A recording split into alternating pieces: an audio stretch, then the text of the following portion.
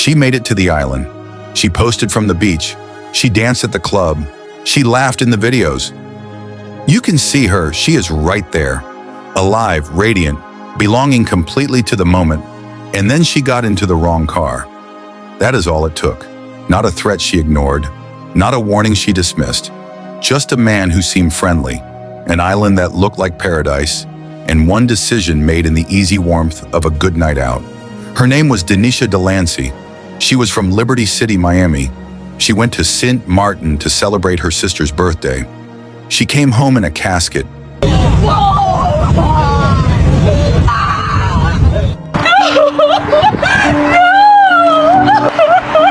And somewhere on that island tonight, the man who ordered her death is still free. Stay with me. Liberty City is a neighborhood in Miami that doesn't make the travel brochures. It's the kind of place that builds people with iron in their spines, where you learn early that life requires something from you every single day.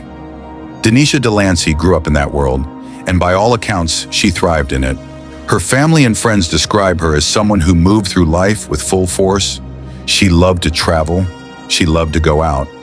She was the kind of person who lit up a room simply by being in it. She was a Florida State University alumna, a detail that tells you something about her drive. By the time March 2026 arrived, she was 29 years old. Spotlights, big stage, 50,000 fans screaming in a race. Her sister Sincaria had a birthday coming up, and the plan was exactly the kind of plan that looks perfect on paper: a Caribbean getaway, sun, beaches, nightlife, music, good food, the full picture.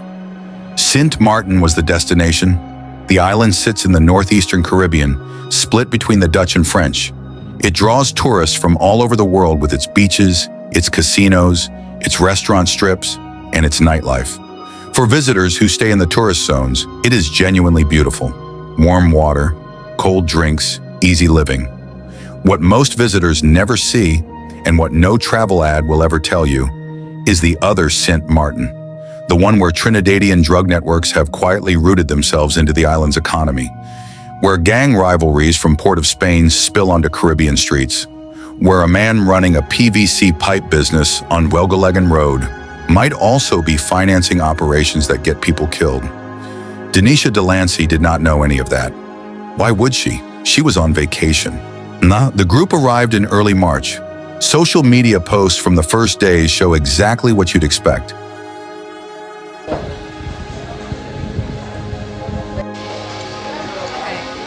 First, we're gonna taste the Johnny cake. What it tastes like? It's a fritter. Is it fritter? More than the Johnny cake?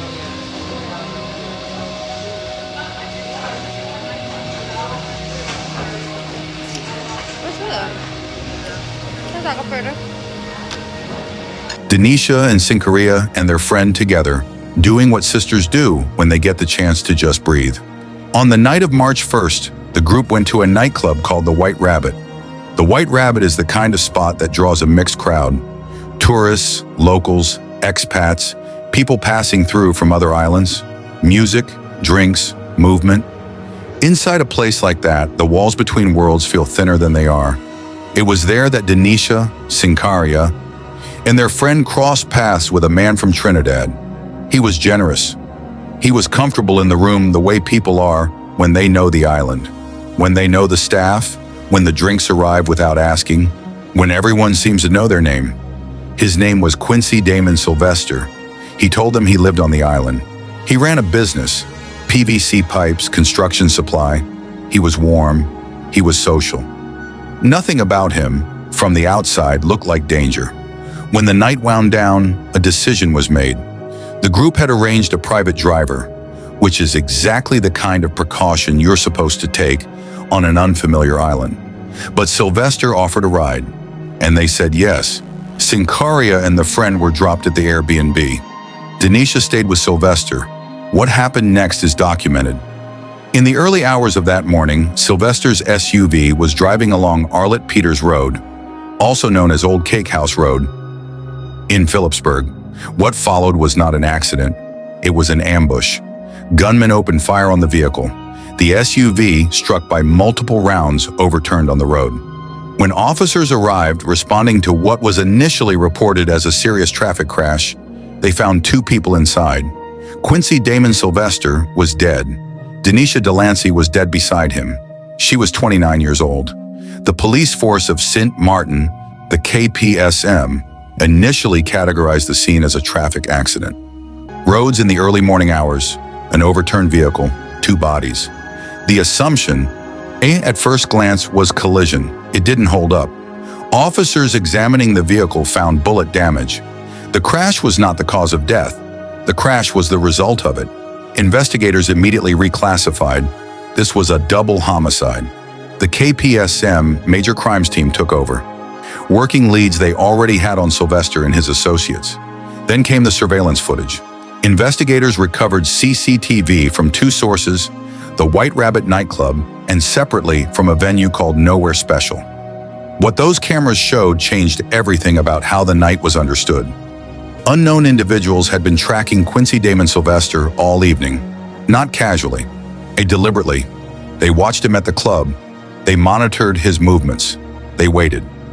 When he left, with Denisha in the passenger seat, they followed. This was not a crime of opportunity. According to investigators, this was a carefully orchestrated hit, planned and executed with the patience of people who do this for a living. Sylvester was the target. He had been the target all night.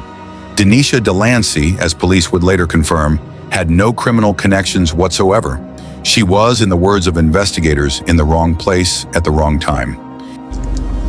I'm on my way to see my sister, so I thought now would be the perfect time to get on here and say something, because there is just too much victim blaming going on. No matter how y'all try to spin a story, no matter if y'all blaming me, y'all blaming her, whatever, it does not matter. Y'all don't know me and y'all don't know her. And I'm trying to get on here and not curse as much, but y'all really got us.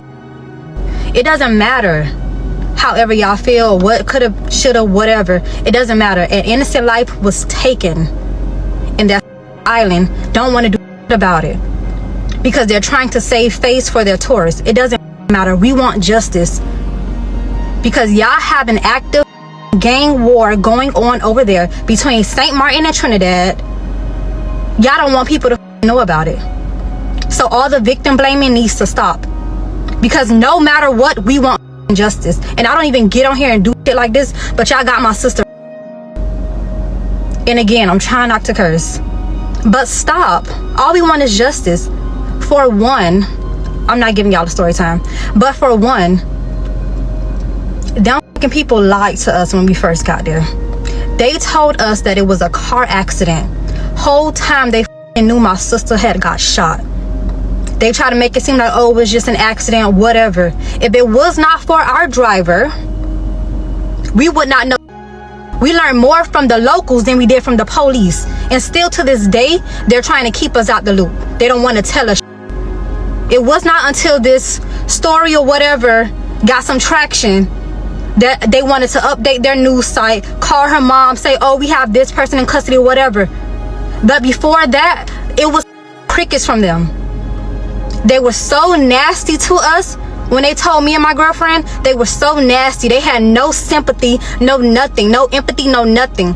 They tell us the news, oh, she's been in an accident, and we, reacting, crying, whatever. And they're looking at us like we're crazy, like, okay, y'all can't sit in here and do this. Y'all gotta get out of my office. That's literally how they treated us, and that's how we felt. We was asking for answers for days. It was not until I went back the next day and asked them, was she shot? Because the driver, our private driver, told us that. He told us everything we already knew before we got there, what was up, but they did not want to tell us nothing. They wanted to lie and say it was a car accident to save face for those tourists, because they did not want it to get out that an American innocent female had been murdered. All we want is justice for my sister. I don't give a how y'all feel. I don't give a how y'all want to turn a narrative on her and say that she could have did this, should have did this. It doesn't matter. She was innocent and did not deserve that.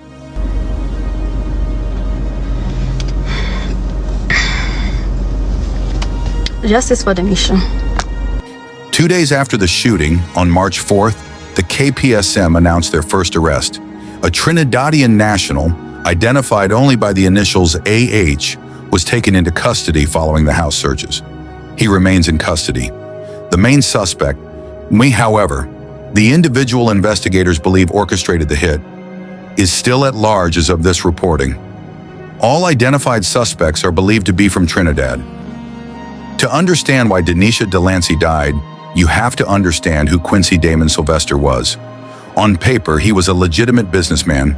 He operated a PVC pipe supply company on Velgalegan Road in the Kai Hill district of Sint Maarten, a functional, unremarkable business. The kind that blends easily into a working commercial strip. But investigators say that business was a front. According to law enforcement intelligence, Sylvester was a suspected drug dealer who used his company as a cover for illegal operations across the island. He was known to law enforcement. He was, in the language of the investigation, a key player in the criminal underworld of Sint Maarten. And that underworld runs deeper than most tourists ever imagine. The intelligence around Sylvester connects him to the same networks linked to a separate high-profile attack. The shooting of Trinidadian dancehall artist Meshach Emmanuel, known as Plumpy Boss, who was critically injured in a targeted ambush at a nightclub in Sint Maarten's Maho district. That shooting was tied to an escalating gang war between two Trinidad-origin factions, the 6 Gang and the 7 Gang, whose rivalry has expanded across the Caribbean into Jamaica, Grenada, and Sint Maarten. He have a bullet lodged in his brains. They're saying they was to fly him to France, but in as much as how he's not a citizen of the whole country, Medicare do not cover him. He don't have no health insurance over there. So they're trying to see the way forward to get him airlifted back to Port of Spain here so that they could do the surgery to save his life. But right now he's in a medically induced coma because the bullet is lodged in his brains. Federal warnings issued in prior years specifically flagged Sint Maarten's vulnerability to drug trafficking and money laundering networks. These were not abstract concerns. These were documented patterns, building for years until the bodies started falling in places tourists could see. What's chilling about this context is what it says about how visible the danger actually was. Not to Denisha, not to any reasonable visitor, but to law enforcement. Sylvester was known. The networks were documented. The surveillance footage captured the surveillance that killers were already running on him. And Denisha Delancy walked into all of it because she met a friendly man at a nightclub on her first night in Sint Maarten. There is no version of that night where she deserved what happened. None. Sincaria had flown to Sint Maarten to celebrate. She flew home to bury her sister. In Miami, in the community that knew Denisha received the news the way communities receive news like this, with a kind of grief that doesn't have clean words. Shock first, then the questions that don't have answers, then the particular heaviness of realizing a 29-year-old who was just on vacation is never coming back. On April 3rd, 2026, friends and family gathered at Mitchell Funeral Home Chapel in Miami for a visitation. The following day, a celebration of life was held at 93rd Street Community Baptist Church. The funeral procession, posted to social media by a company called Grand Home Going LLC, showed a white motorcycle hearse, a detail that broke hearts all over again. That was how she came home. Online, the response was enormous. One post on social media gained over 12,000 likes and hundreds of responses. As most of them were grief, some were harder. People questioning why she left her group, why she got into a stranger's car. Those comments are what they are. Grief doesn't always look graceful. And the impulse to make sense of a senseless death by finding fault is something human beings do, even when it's not fair. What is documented is this. Denisha Delancy had no knowledge of who Quincy Sylvester was. She had no way of knowing. She was not reckless. She was on vacation at a popular club with her sister and her friend on their first night on the island. The people who killed Sylvester that night were professionals who had been watching him for hours before she ever arrived at that club. Have you ever ignored your gut instinct and later wondered if it mattered? Think about that. And then remember, investigators found nothing to suggest Denisha had any reason for alarm. As of April 2026, the investigation into the Arlet Peters Road double homicide is active and ongoing. One suspect, the Trinidadian national identified as AH, was arrested on March 4th, 2 days after the shooting, following targeted house searches across the island. He remains in custody. The KPSM and the prosecutor's office have confirmed publicly that the main suspect in the killing is still at large. All individuals sought in connection with the case are believed to be Trinidadian nationals. The investigation has been described as building toward additional arrests. The KPSM Major Crimes Team is actively pursuing multiple leads. They have made a public appeal.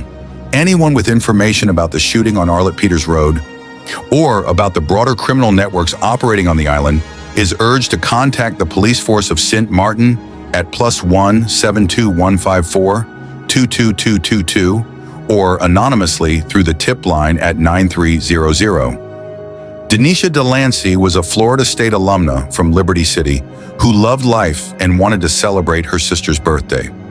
She was 29 years old and had every reason to expect she'd come home. The people who killed Quincy Sylvester that night gave no thought to who was sitting beside him. She was simply there, and that is what makes this case so hard to hold. There was no warning that would have reached her. There was no visible red flag waving from Sylvester's direction. The danger was entirely hidden behind a good night, a warm face, and an island that looked, from every angle, like paradise. Who is the main suspect still at large? What is the full scope of Sylvester's network? And will the families of both victims, because Sylvester had a family too, ever get full answers? Those questions stay open. What we know for certain is this. Denisha Delancy got on a plane to celebrate her sister. She laughed on that beach. Bueno, she danced in that club. She was alive and whole and exactly where she wanted to be. And then she was gone. If you know anything at all, about what happened on Arlet Peters Road in Sint Maarten on March 2nd, 2026, call the KPSM at +1 72154 22222 or the anonymous tip line at 9300 for Denisha, for her sister, for a family that flew home without her. Until next time, stay safe out there.